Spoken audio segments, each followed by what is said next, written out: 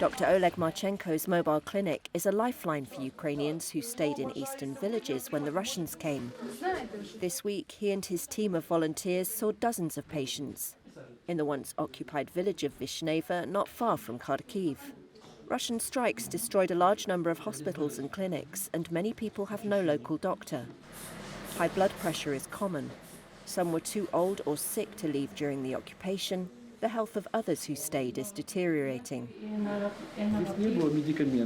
There were no medicines, there were no doctors who could offer help. Plus, the level of stress made everything worse. Vladimir Kushnir was exposed to radiation in Chernobyl in 1986, when he helped to tackle the fire after the world's worst nuclear accident. Last year's occupation meant he missed his yearly checkup for cancer of the esophagus. His medicine soon ran out. There might have been Russian doctors, he says. I just didn't want to see them.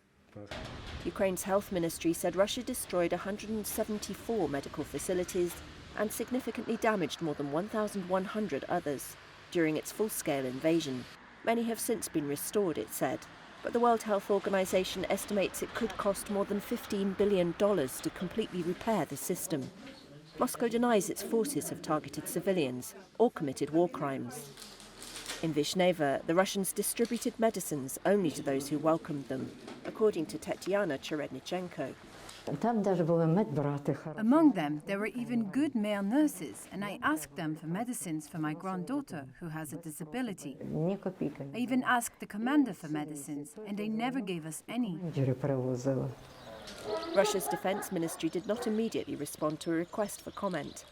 As more people return to liberated areas, skeleton staff and volunteers will struggle to meet needs. Michelle Bachelet, the top UN rights official, said last month that Russia may have committed war crimes by killing civilians and destroying hospitals in its pounding of Ukrainian cities.